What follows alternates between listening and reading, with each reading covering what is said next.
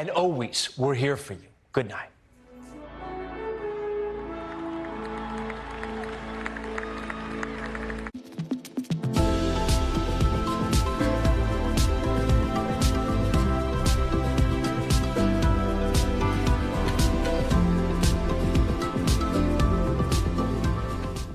KUAM News headlines are presented by Calvo's Insurance, protecting Micronesia for 85 years. Matson and the Adai Itano program. Apply at matson.com and McDonald's of Guam. I'm loving it.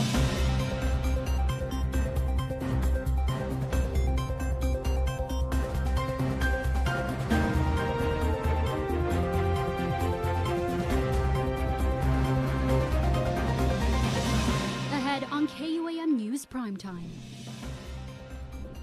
The Guam Visitors Bureau is facing a $61.5 million federal lawsuit after an employee accused the former president and CEO, Carl Gutierrez, of years of sexual assault and the board chairman, George Chu, for covering up the allegations. I'm Mitsuki Hirayama with the report.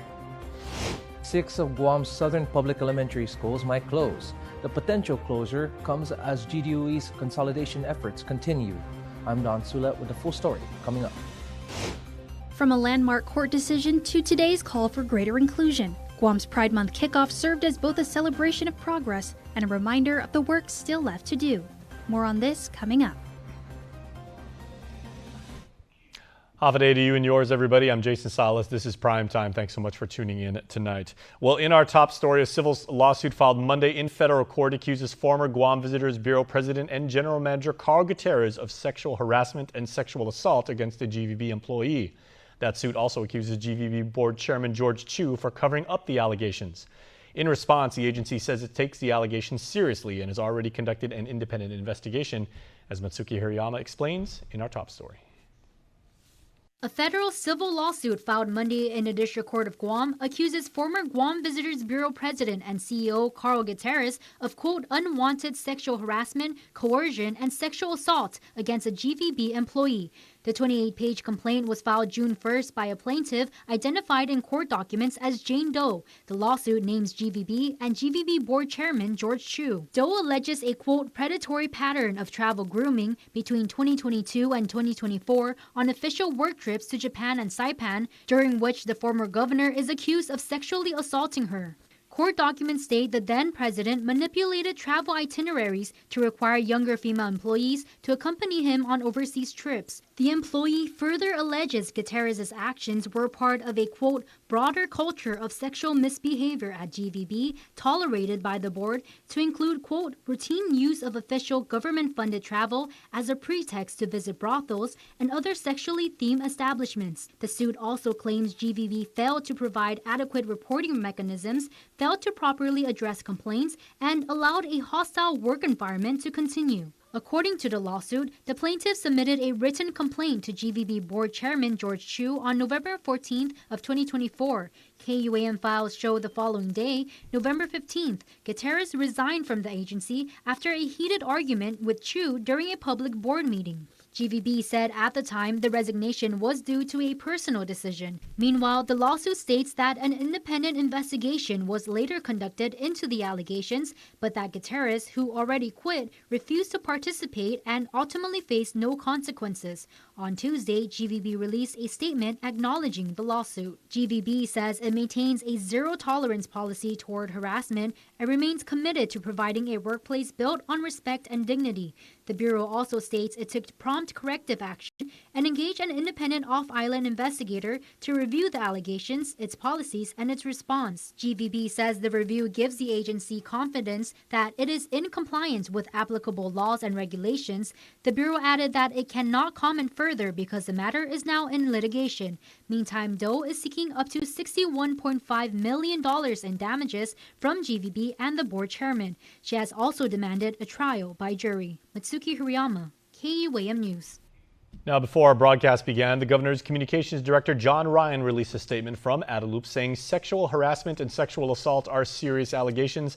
The statement says, in part, reading it now, the Guam Visitors Bureau is a public corporation overseen by an independent board of directors and not under the direct control or answerable to the office of the governor. This is a civil matter, he writes, against the Guam Visitors Bureau and one member of its board of directors. This case does not involve any employees of our office or the government of Guam, and notion that the government engaged in a conspiracy to cover up the allegations in the civil case is preposterous, end of quote. You can read that full statement right now on our website at KUAM.com. And moving on in our rundown tonight, some Guam Department of Education elementary schools may close, as the possible closures come as a means to maximize largest GovGuam agencies' facilities, class sizes, and human resources. KUAM's Don Salat has been looking into this story and has these details. Marcel Sablond, Harry S. Truman, Maritzu Martyrs Memorial, Talafofu, Inalahan, Manuel U. Lujan are 6 of the island's public elementary schools that may be on the chopping block. In a statement to KUAM, GDOE Superintendent Dr. Judy Wanpat said, quote, "The decommissioning task force under the direction of Dr. Swanson came up with 4 phases to right-size all schools. These schools are phase 2. Next will be Central, then North." End quote. The superintendent isn't the first government of Guam official suggesting to consolidate Guam's public schools, with Public Auditor B.J. Cruz telling the Guam Chamber of Commerce in late May to consider the following. As to whether or not it's financially and economically sound to continue to have as many schools as we have. I know in the past when we had 35,000, 36,000 students in the educational system every year, having a school in every village was a good idea, and it was a must. According to Superintendent Wanpat, GDOE is currently facing under-enrollment, going from 36,000 to 23,000 students today. Under-enrollment isn't the only contributing factor, with Superintendent Wanpat saying they are looking to maximize human resources, which include teacher and staff vacancies, savings on utilities and other contractual obligations, as well as the limited resources for repairs and upkeep of existing facilities, all while trying to comply with the 14 points of adequate education and collective bargaining agreement, to name a few. These 6 potential closures aren't the first on GDOE's chopping block list. As we previously reported, Dr. Wanpat ended the J.P. Torres Success Academy program, with the closure saving the department an estimated $2 million that will be consolidated into other areas, like faculty being absorbed into other schools to fill their vacancies. However, the difference between the closure of J.P. Torres versus the listed elementary schools is the involvement of the board. As we previously reported, according to Dr. Wanpat, because J.P. Torres is a program, she did not need the approval of the board to end it. However, in order to close the 6 elementary schools, the board would need to vote and approve it in a public board meeting. As of today, the meeting agenda and date for the Guam Board of Education has not been released. For Guam's News Network, I'm Don Sulet. Well, speaking of government leaders, on the front lawn of the Ricardo J. Berdallo Governor's Complex down at Adelup, our island's LGBTQ+ community and island allies gathered to celebrate the beginning of Pride Month.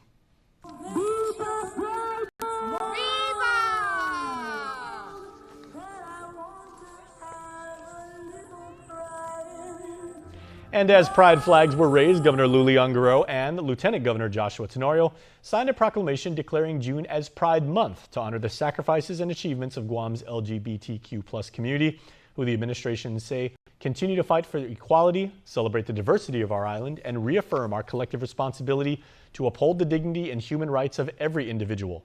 Locally, Guam's LGBTQ+ community contributes to the cultural, civic, educational, healthcare, public service, and economic growth of our island every day.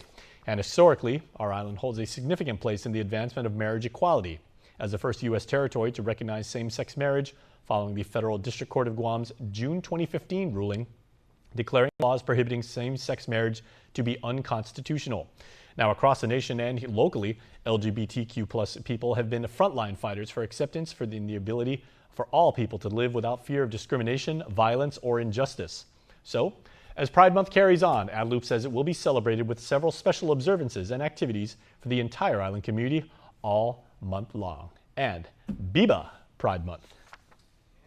And please stay tuned because there is more Prime Time right after this.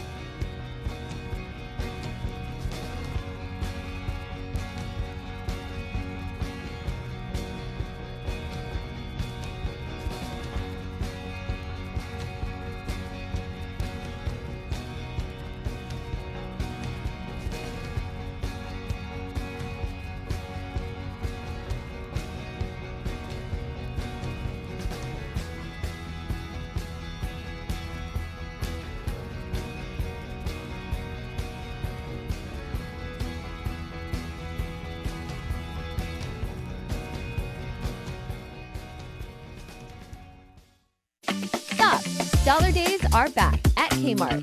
Pantry loaded. Everyday essentials done. Deals in every aisle. Fill your cart. Stack your savings. Kmart Guam. Don't miss Dollar days. Tourism is Guam's #1 industry. It creates jobs and brings in spending. When a visitor comes to Guam, they spend their money on hotels, on transportation, on shopping, on dining out. They're happy they came to Guam. You know who else is happy? The hotel they stayed in and the bellhop at the hotel. The tour bus drivers and tour guides. The stores they shopped at and the banks they used. The restaurant and the waitstaff. The supplier who delivered the ingredients and the farmer who supplied the produce. From real estate to retail, tourism has a positive impact on every industry. When tourists pay taxes, it means locals pay less. Let's make sure our local economy grows so it becomes stronger and more sustainable. Make Guam a better place to live, work, and visit. Support tourism. Welcome to the world, Mila. A world where you'll feel loved and cared for. Family, your community. That's the power of relationships. At Bank of Hawaii, we've believed in that power to build better lives for our customers and communities for over 125 years. So when you need people who will look out for you, look to us. Because with the right relationship, anything's possible. Reach your possible with Bank of Hawaii. Welcome back to Primetime. Half a day once again, Guam. I'm Jason Salas. Public Health is preparing to launch a new electronic health record system at Guam Community Health Centers as part of efforts to modernize healthcare services across our island.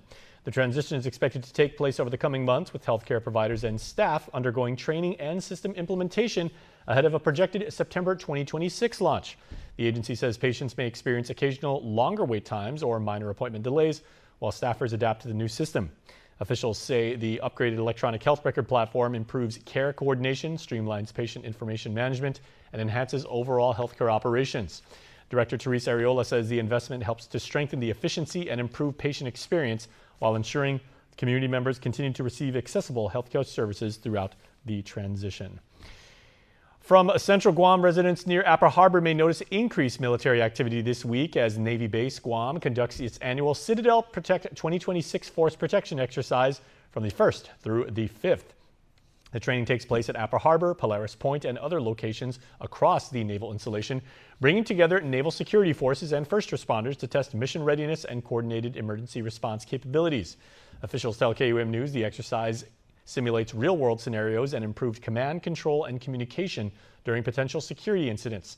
The training is not in response to any specific threat and is part of a regular, scheduled Navy readiness exercise.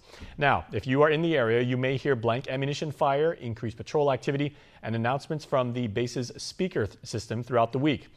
NBG says temporary traffic delays and increased security measures are possible, but efforts have been made to minimize disruptions to normal operations.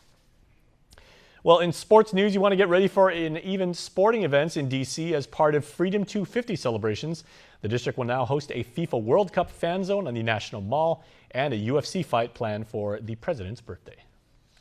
Construction here at the White House is certainly turning heads as an Ultimate Fighting Championship octagon is being built on the South Lawn. Tall scaffolding is being erected that will light the cage for the UFC fight. Is that what that is? Yeah. Dude, I thought it was a roller coaster.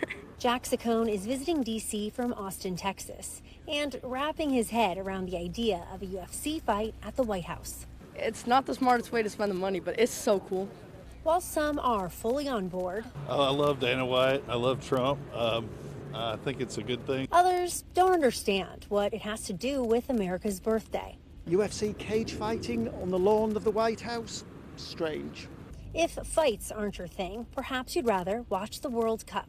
Barcelona, the best club. I love Neymar, so. In just about 2 weeks, the National Mall will host a free FIFA World Cup fan zone that will include live match watch parties. I could come here for free. You're lying. I don't believe you. What? Yeah, I'm gonna pull up. Obviously, I'm gonna pull up. The fan zone will also feature interactive exhibits, food, and music. It'll be a chance for Americans to gather and watch the World Cup matches together. The fan zone will be open June 11th through July 19th on the National Mall between 3rd and 4th Street. Both the FIFA World Cup fan zone and the UFC fight are open to the public and free to attend. President Trump says there will be reserved seating for around 4,000 people right up next to the fight, and then space for as many as 100,000 members of the public to watch the fight on large screens. Reporting from the White House, I'm Kelly Vaughn for WUSA 9. Back in our part of the world, a familiar face is once again on a mission as our buddy Darren Perez is once again taking up the challenge of the American Ninja Warrior for season 18. And because doing things as a community is the island way, he's bringing a friend to conquer the obstacles. Darren Perez has been conquering obstacles his whole life as business person, an inspirational mentor, the Coast Guard Elite Male Athlete of the Year, and his trailblazing success last year as the first Guamanian to hit the buzzer in the American Ninja Warrior course. So it's no surprise that he's successful. Last year, I made history. I got up there. Not just the entire island, but the entire world went crazy when the fireworks went off, and I was the first person, first tomorrow to get up there and hit that buzzer. So it was a great moment for us. This year, what makes it even better is that I was able to use that platform that you mentioned, everything that I have, and bring one of my top students to American Ninja Warrior. Season 18 of the hit show features Darren and teenager Rye Flores, a thoroughbred elite athlete who's been training for this chance and this moment. Darren and Rye head stateside to take up the challenge together. Rye, he's a phenomenal student. What makes him really, I want to say, easy to coach is his willingness to learn. I see him, he's in the gym, he's focusing. When he doesn't get something right away, he's always looking at it, and going through it in his head. I think I've put him in enough positions at the gym to help give him a strong, chance at this year. Now, building on our idea of strength in numbers and community victories, there's a watch party downtown so that you can support our boys. We're going to watch it here locally, and we're having a watch party at the Guam Museum Outdoor Theater over in Hagåtña, and it's going to be there's food trucks, right? It's like a mini block party. There's going to be a couple of fun activities to do. We'll have my portable ninja rig out there. Well, we here at KUAM are celebrating Father's Day all month long with a special community campaign honoring the father figures who make a difference in all of our lives. Now, the Father Figures campaign invites viewers to share their favorite photo with or of their dad, along with a short message up to 8 sentences highlighting what makes him special. Submissions will be featured across KUAM News broadcasts as well as our digital platforms throughout the month of June. Participants will also be automatically entered for a chance to win prizes from sponsors Shell and Enterprise Rent-A-Car. If you want to participate, submit a photo and a message through Instagram, DM, our Instagram handle is of course at KUAM News, or through email, promotions@KUAM.com. So join us as we celebrate the dads, grandpas, mentors, father figures, ninos, dog dads who help shape our island community. Now for a look at your world at home. Tuman's just not a place for recreation. It's also a place where you tie the knot forever. And here's a beautiful shot of the Crystal Chapel over at the Hotel Nico.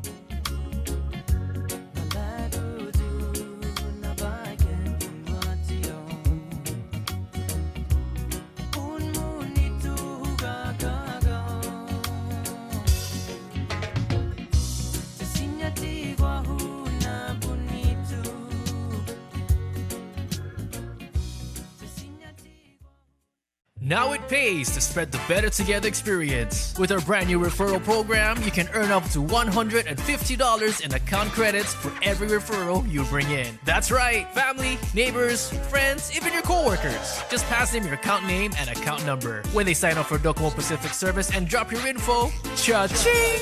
Credit applied. So spread the word and start stacking those savings. Additional conditions may apply. Docomo Pacific, we're better together. Don't need a work break, keep the smile on your face. The moments you can't replace, and I'll be around. Whoa. You can count on me. You can count on me for life. Wherever life takes you, we're always here for you. Calvo's Insurance. Count on us for life.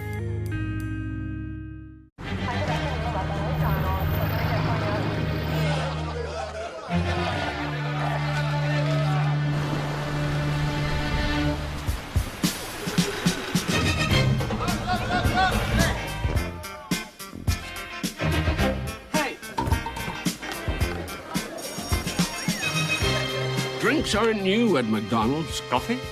Until they are. All new drinks are here.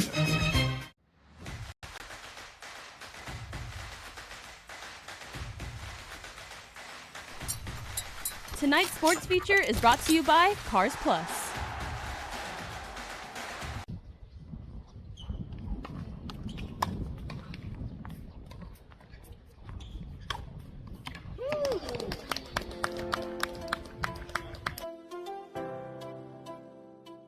At first, I was nervous. I woke up and I was already thinking about the match. So I was just nervous and, of course, excited. So it's funny, right? We were just talking about, hey, grow. You know, every experience is an opportunity to grow. So, long journey for an athlete's life. Trying to get better every day.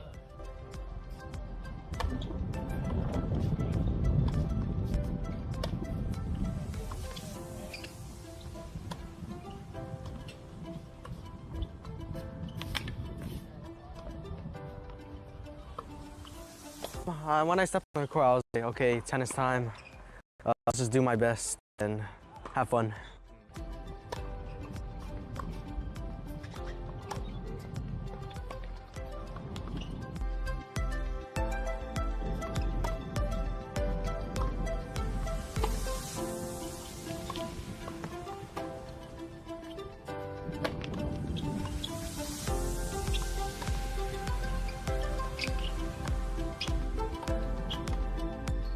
Well, I want to play college tennis right now, and we'll see what happens after that. But I would like to play professional.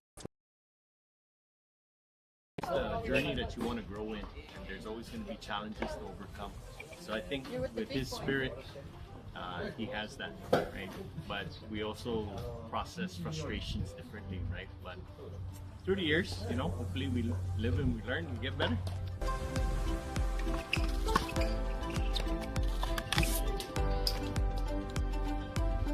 So what does it mean now that you can say, I've played in a pro tournament? Has that been It's really cool, actually. I saw the draw last night, I was like, oh shoot, I actually played in a professional tournament. It's cool.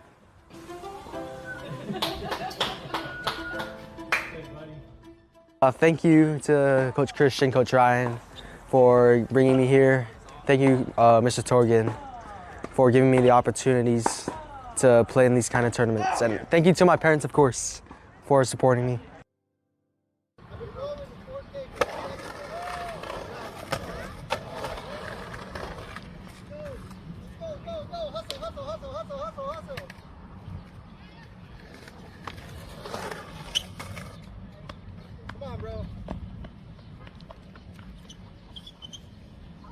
Okay, so what are you and the boys doing to teach these little kids? Because it looks like these young athletes could be our Olympic team in 2028, but right now it looks like you're trying to build up confidence in them, right? Trying to build up confidence. Cannon particularly has done the second to highest drop-in, but he's trying to get the courage to do the highest drop-in. All right, Cannon. So that's kind of what we've been stuck on. Just trying to show him that it's not that big of a difference. Yeah, so, you know, we're just out here. It's our May edition of the monthly guided skate sessions. Okay, so is it from like an athlete's point of view? It's like, you know, it's only scary because you haven't done it, and you know you just got to get reps, get habits, and you know the first time's the hardest. Pretty much, yeah. It's a lot of courage to go from I've never done something to let me try and commit. Committing is the one thing that's really hard in this sport because when you fall, there's consequences. Mm-hmm. It's concrete. So, but also you're teaching like these young athletes that there is a right way to fall, and you know, like trust your knee pads, trust your helmet, and you know, like use the safety gear, right? Yeah, and so obviously you can see he built his way up from smaller ramps to this one, the second highest one. Now he's going.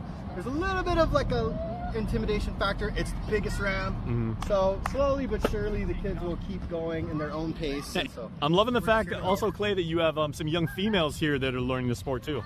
Yeah, this young lady, her name is Skylar. She's really cool. She's been out, I think, 3 months in a row.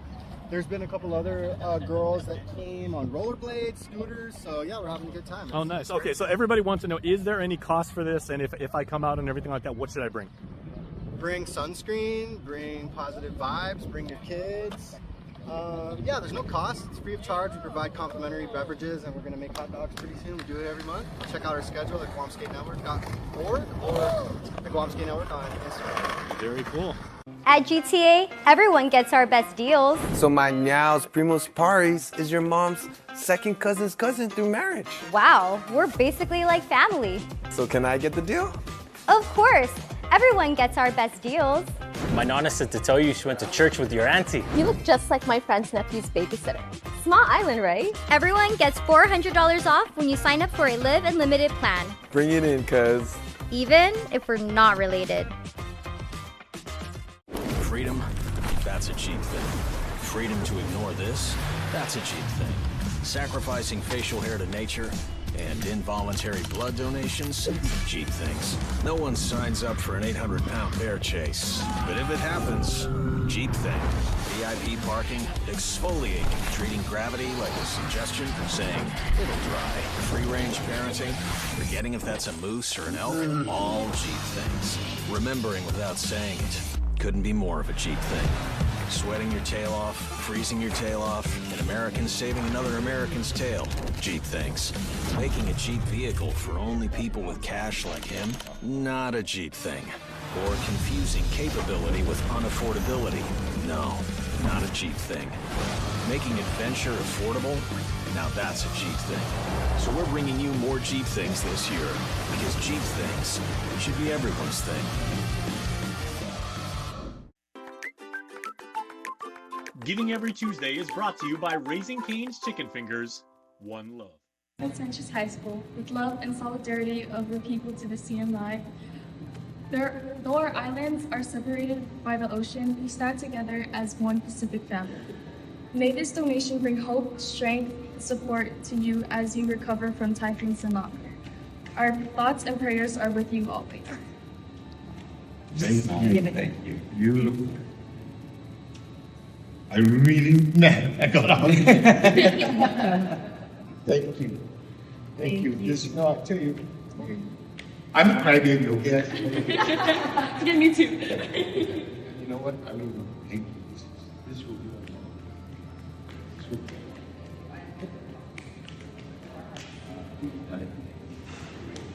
Yes. Oh, this is the Yeah, that's right. Yeah. Yeah. Thank you. Okay. Thank you. Oh, I know. I have to thank you. No, I need hugs. Yeah. Giving Every Tuesday is brought to you by Raising Cane's Chicken Fingers. One love. News Bites is brought to you by Docomo Pacific Better Together, Fresco Clothing, original custom design apparel of Guam and the Marianas.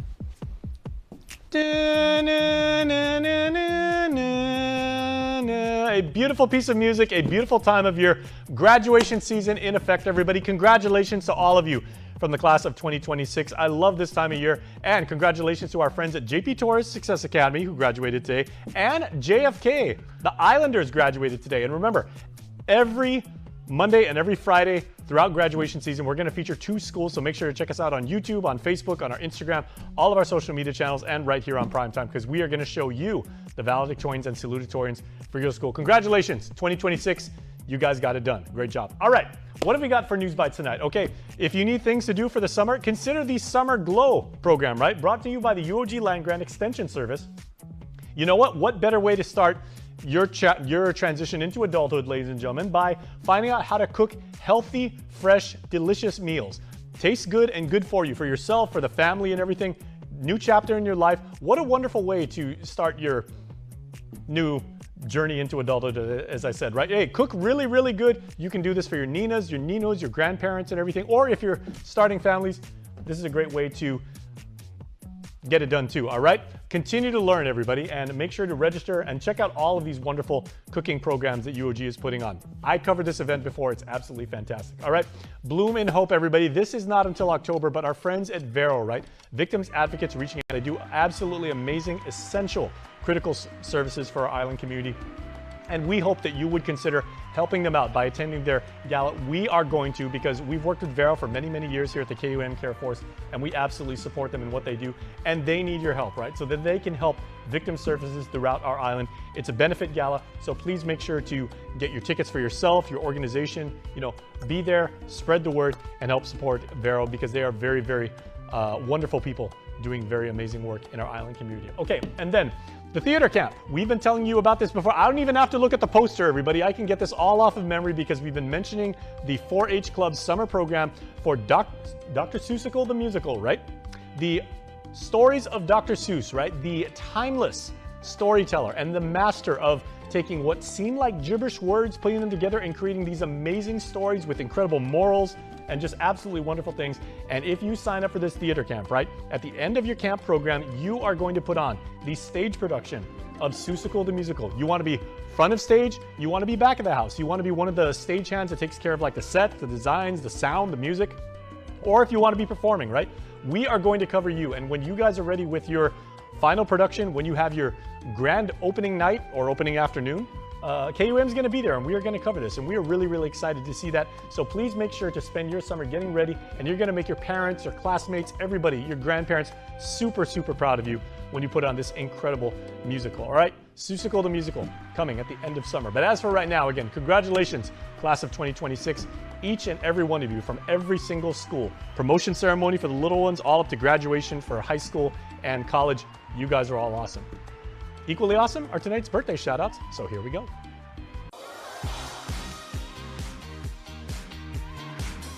Happy birthday to Jacob from your family in Colorado, who says, we miss and love you, and congratulations on your graduation. Hey, great job, class of 2026. Happy birthday number 15 to Kozane Pareto of Jonya. Love Nina Lani, Uncle Vince, and the Pareto family. Charity Cruz, happy birthday to our Samoan mama, Alofa Atu. Happy birthday to you, Charity, and we hope you have a wonderful, blessed day. And happy birthday to one of our very own here, Joan Uggen-Charfers, our beloved news director. Joan, we hope you have an amazing, amazing day. Enjoy the cake, and we hope you had a good one. Want to wish your special someone a happy birthday? Just click the QR code here on your screen or email birthdayclub@kuam.com. A birthday so nice, we had to say it twice. All right, everybody, I'm Jason Salas. Thanks for watching. See you next time.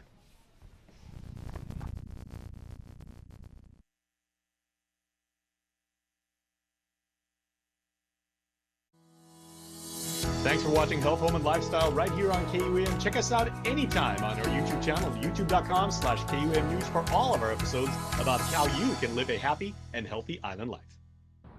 Pallets are the structure that more often, shuttles goods from one place to another. These are the foundation, the building structures, if you will, upon which we create and move things like homes, like information about how you can live a healthy and happier island life. And that's what we do right here each and every Tuesday on Health, Home, and Lifestyle, everybody.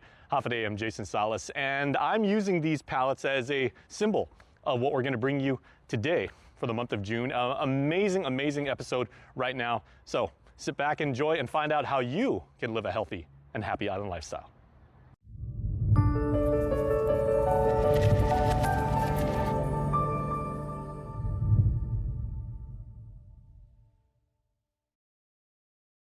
Half a day, everybody. It's Tuesday, which means we are talking real estate. But one of our happy trifecta of people that bring you this show is missing right now, because I messaged Liz and Gina earlier today on WhatsApp, and I said, ladies, what time do you guys want to do this segment? And Gina writes back and she goes, oh, I'm sorry, I can't right now. I'm with Harry Potter because I'm with the grandkids at Universal Studios.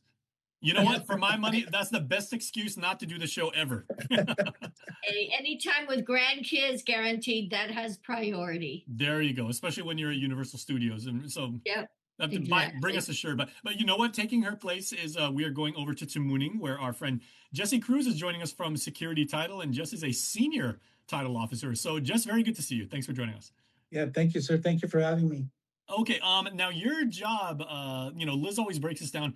Your kind of responsibilities is you do a lot of research, and you do a lot of what we do here at KUAM. You get a lot of the backstory, you get a lot of the context, and you look through a lot of paperwork to find out about, the history and the true nature of a property, right? Yes, sir. Yeah. Jesse, tell us how many years you've been in the business. Oh, wow. That's going to reveal my age. Man, I want to say it a little bit over 30 years. Yep. Okay, almost as long as it, or that's a couple of years longer than I've been at KUAM. So we're about the same age. Yeah, we'll go with that. So hey, I've been in real estate 30 years too, Jesse, but I think you've been in the escrow business even longer, right? Yeah, I actually started in 1987 as a title researcher. There you go. For an old title company that was named Island Pacific Title at the time, and it was run by this beautiful young lady. Her name was Bobby Mesa, or Bobby Pasternak, if you will, and that's actually where I first started. Okay, how has the practice of researching and of title and escrow changed just over the years, or has it? Well, since we first started, it was basically all manual, and it was really looking at these big books that we used to call the grandfather books, and they're like, this big, and they're like this round, and you just open it and you just take a look at it, and you look at the lot numbers. Versus now, you just go on the computer, just punch up a lot number, and just enter it, and it'll just give you everything that you need. It's a huge difference. Huge difference.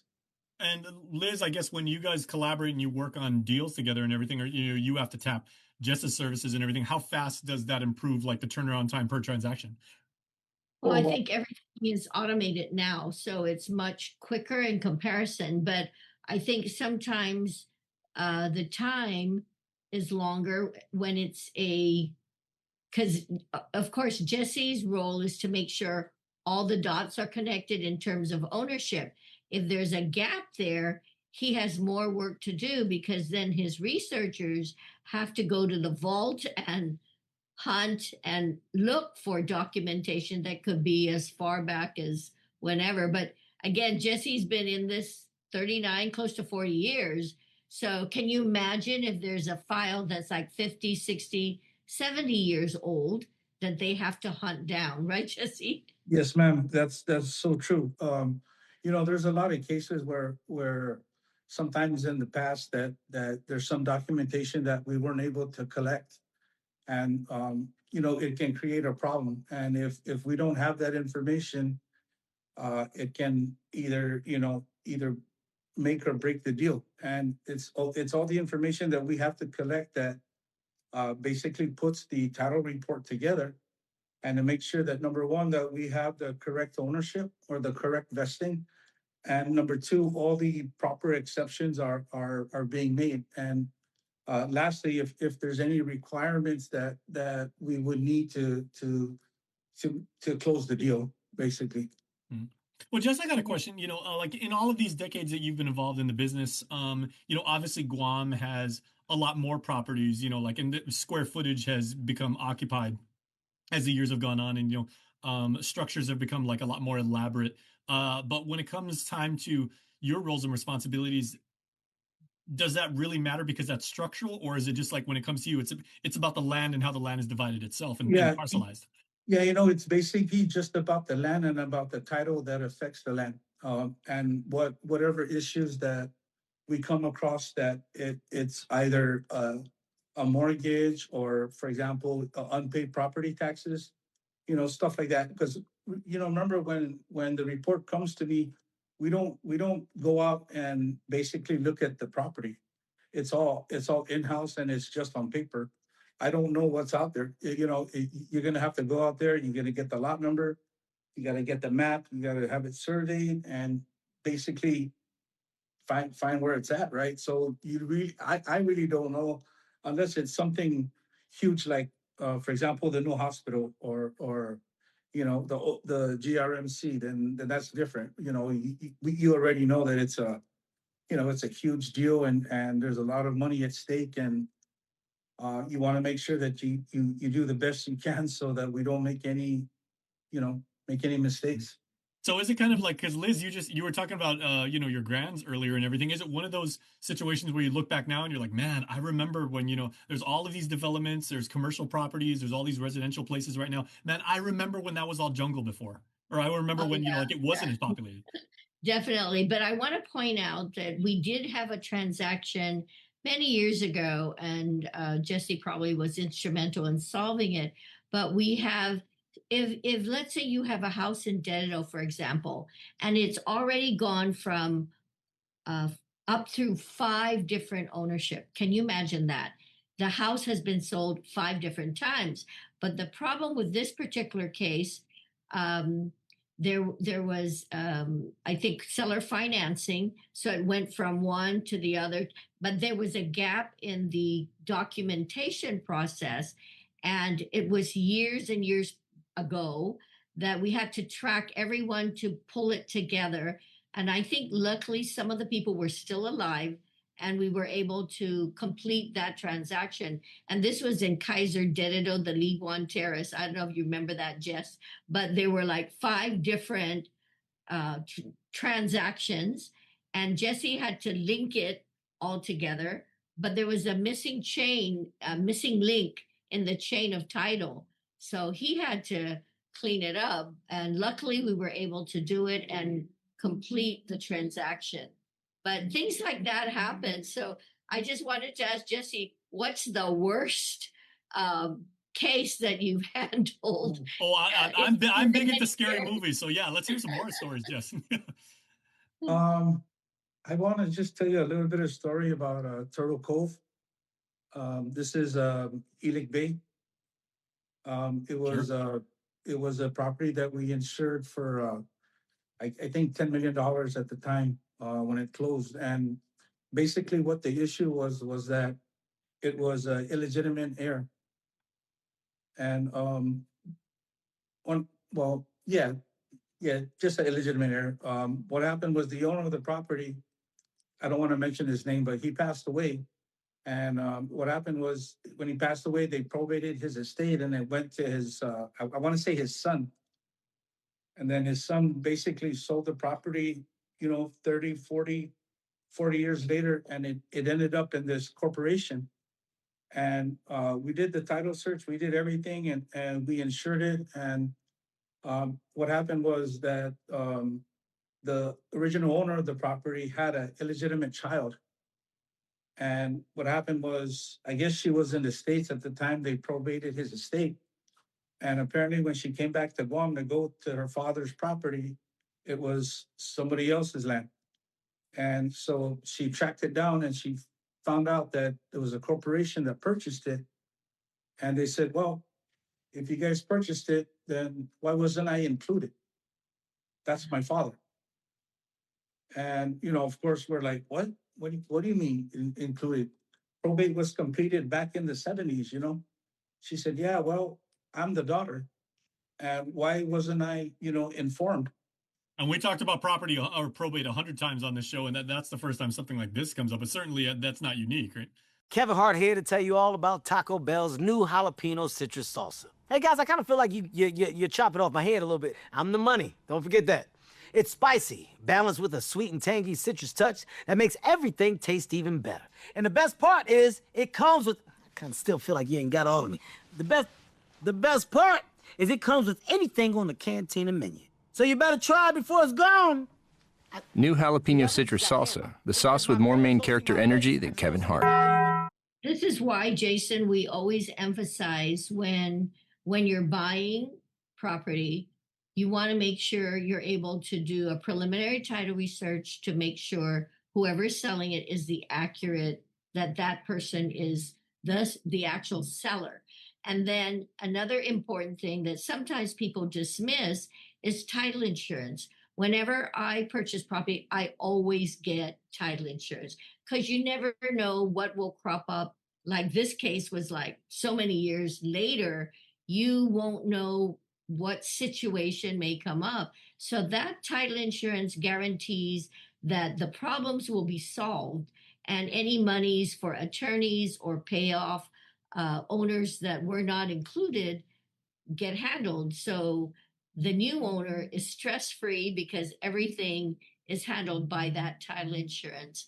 So boy, Jesse, that story is crazy. But I do get, by the way, people who want to sell property or want to settle a probate, but they don't want to include certain family members. I said, you can't do that. Go to an attorney. The attorney will advise you, but the attorney always asks, who are the heirs of this property? And if you left someone out, that there's liability there. So Absolutely, man. And that's why when you go to the attorney and you open probate, they ask who the heirs are. Not only do they ask who the heirs are, but they ask where are they at and what's their contact information, because they have to notify by law. When you open probate, you have to notify all the heirs. And in this case, in the past, that wasn't done, and unfortunately, it turned out that way. But nowadays, of course, they're going to get all the names, they're going to get all the addresses, who they are, what their names are, and then they have to notify them that the probate is being completed or being worked on. When they contact the attorney. I got a question, if I may, Jess, because you were mentioning before, like some of the little blemishes, if you will, like that might come up, or you said unpaid property taxes, or these little discrepancies that can pop up from time to time. If those kind of things are discovered by you, how long do those things stay on that record for the person, like who is trying to sell a property and who maybe didn't pay the taxes, or they may have like those little things, or once they clear that, is it stricken from their record? Well, that's a good question. So right now, the general rule when it comes to property taxes is it's 30 years. So if we're in 2026 right now, anything 30 years thereafter, we don't investigate. So basically, I guess you could say the 30-year gap, where that's how far we go back and we research, and if we find any delinquent information or delinquent property taxes that affect your lot, we have to disclose that on our title report. Okay, so within that 30-year window. Yes, sir. That was interesting, Liz, because when you first, we were just talking about that, I was like, okay, well, there's a statute of limitations, like if, for lawyers and everything like that, and that's generally 7 years. But when it comes for this stuff, I was assuming that there would be some cap that you can't look beyond and everything. But 30 years, and I think that's fair because, right, Liz, most mortgages are at a 30-year term. Yeah, exactly. Yes. Yeah, mortgages are 30 years exactly. So that makes a difference. But again, I can't emphasize enough the importance of using a title company to do the research, and also in any transaction. Whenever I have, I've transferred properties to family members, and when I do that, I want to make sure I don't make any mistakes. So I send it to the title company, and they do the research to make sure that I am the person selling it. And then I asked, they would send if I'm transferring property, they'll ask an attorney to prepare documentation. Escrow does not prepare any legal documents. It's always an attorney. And then once they're done, they'll put together the documentation, the packet. Then they'll make sure everything is in order before they take it up to land management to record it. But again, let the experts do their job. As real estate, we stay in our lane. Anything to do with title, Jesse handles that, or his company handles that. I steer clear of that. Well, Jess, what is the longest you've ever actually had to work and, like do some digging and, uncover these interesting little tidbits of details and everything like that on a single deal or transaction? Man, if you're asking me what's the worst title report that I've ever worked on, it's called Lot 95. And Lot 95, it encumbers 3 different municipalities. And that's how big it is. And to be honest with you, the research, the title reports, the examination took roughly 3 weeks, almost a month to complete, just for that one lot. And that one lot, it's kind of, what's that place called? Like in the States, the 4 corners, like those 4 states, there's, one chunk, like, so, and we're not talking about like Momong Totomaiti, right? We're talking about like 3 villages, like one plot is in 3 different villages at the same time. Man, I want to say it's PD, Zolnya, and Asen. Asen. Yeah, so that's how big the lot was, right? And of course, there's so many transactions and there's so many people involved. Honestly, that's the biggest headache I've ever worked on in my 30 years experience as a title person. And just to put something like that together, wow, there was like 3 binders, 3 giant binders. Wow. all full of, information, right? And for us to put that together, I mean, it's crazy. And I don't envy, I don't envy some of the work that we do, but I mean, if there's anything that kicked my butt, that would be the lot numbers. Well, you've obviously come through it with flying colors, and you're still around today doing the work. So Oh yeah, credit I to mean, you. of course, without the staff here, without the researchers, without the people, that work here in security title, I honestly, I wouldn't be able to do my job, sir. Okay, and Liz, I've never asked you this, but we talk about property subdivision all the time here on this segment. What is the most times a property has been subdivided? Because here, local families come from really, really big companies. I know people with 15, 16 kids. In your career and everything, what's the most times you've seen a property be subdivided? There's families either do a parental subdivision or they do a big subdivision. But for families to do a big subdivision, it's limited because they're limited to 5 lots to subdivide, because anything beyond that requires sidewalks.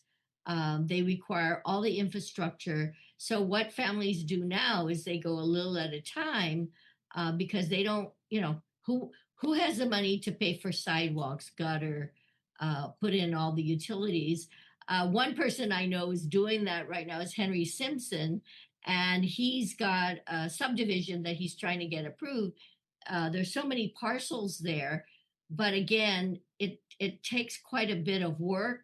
You have to hire engineers. You have to hire, there's so many disciplines that are involved in a subdivision, and cost estimates, the whole works.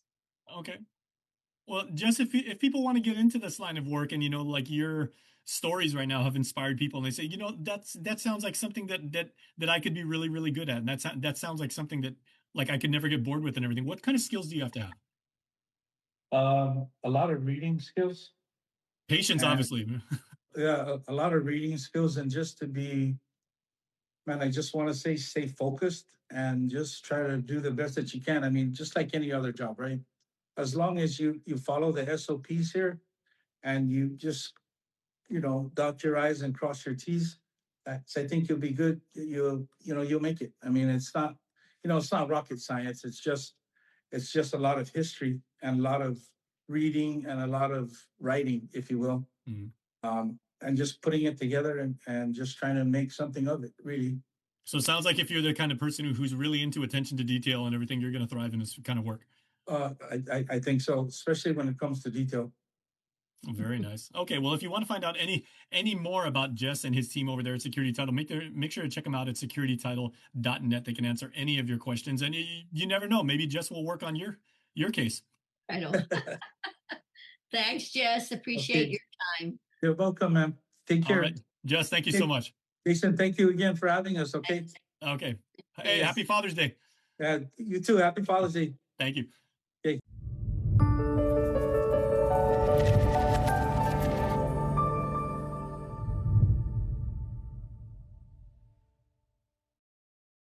Guam's auto appearance specialist, Elegant Reflections, has been providing the automotive industry with professional detailing and car care products at its highest quality, from complete detailing, full interior detailing, exterior detailing, headlamp restoration, hand washing, seat and carpet shampoo, engine degreasing, undercarriage cleaning, paint sealant, fabric protection, paint oxidation removal, and so much more. Visit us at our new location. Call 646-5555 for an appointment. Elegant Reflections, Guam's auto appearance specialist, over 20 years of experience.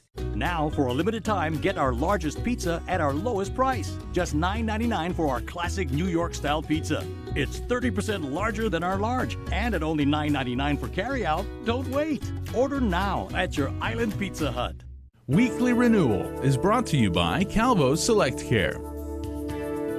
I am here with a friend, partner, and a mental health, suicide prevention awareness, as well as a Pilates teacher, Desiree Moylan. A bunch of other things, right? Welcome, Jess. Thank you. Thank you for having me. Thank you so much for being here. I know usually we have these discussions in May when we're talking about mental health, specifically mental health, suicide prevention awareness. However, any time during the year, it is important that we discuss and have these conversations openly about holistic health, which of course mind, body, Absolutely. energy, soul, whatnot, right? So let's start first with what got you into the field of mental health awareness. Yes, so I think it's 8 years now. I think we do this every year, which I love and I look forward to. So I believe it's been 8 years since I lost my brother to suicide in 2017. So that's really what stemmed the inspiration, aspiration for me to just kind of delve into this world of mental health and suicide prevention. And to this day, he obviously remains a constant for why I'm still very active in advocating for people. So, isn't it interesting how it's those elements in life when you're challenged, when you're struggled, how they say pain brings your power or brings your purpose. Pain to purpose. And I think that's what I channeled was, it was, and I want to say to this day, it's probably the most intense pain I've ever felt. And instead of like crying, not that that's bad, I just kind of, I wanted to do more and I wanted to turn that pain into some kind of purpose. And I think to this, like that's really been my motivation as to why I continue to learn and continue to do what I do in the community. Well, I'm glad you brought that up because grief shows up differently for everyone. There's no right way to grieve or wrong way, or you know, sometimes they're, oh, it's only already been a year, and it's like, okay, and this is my process. Yes. And it's important that we all know that we're processing it in our own way. So can you speak on that a little bit? Because I do know in our culture, our beautiful culture, there is still a little bit of that stigma. Don't talk about it. Don't show the emotion. You know, it's kind of old school, but still, there's still some of that layer of hold your emotions back, almost. And I'm glad you experienced is exactly what you said, is no two people grieve the same, right? So in my family, granted my siblings and I experienced the same death, we didn't process the death the same. Right. I'm the type where I speak about it and it's a form of healing for me, whereas siblings, they just prefer not to talk about it, and that's fine. Yeah. It's a matter of comfort. So the stigma that exists in our culture, I always tell people you can't fault the past generations for how they feel. It's just a matter of unlearning to relearn. And that takes time. And at the same sense, for example, my grandma's generation, right? It was really hard on them where they weren't given tools or they weren't really given a platform to be able to speak about their feelings. It was kind of that hush hush. We don't talk about it. Especially Guam is a very dominant Catholicism-based culture, so sometimes it relates back to faith, right? And how we just don't speak about it. Cling to your faith. Yes, but I want to say that post-COVID, I think really opened up that door or conversation to people to be a little bit more, what is the word? Accepting of it. I think during COVID, we all kind of dealt with our own mental health challenges that it really did. I want to say the best part about it was experiences we're in. We're a little bit more open to it. Absolutely.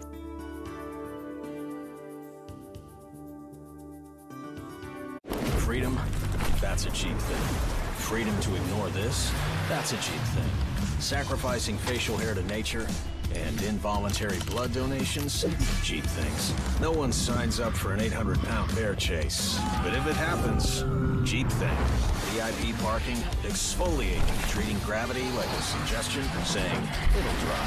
Free-range parenting, forgetting if that's a moose or an elk, all cheap things. Remembering without saying it, couldn't be more of a cheap thing. Sweating your tail off, freezing your tail off, an American saving another American's tail. Cheap things. Making a cheap vehicle for only people with cash like him? Not a cheap thing. Or confusing capability with unaffordability? No, not a cheap thing. Making adventure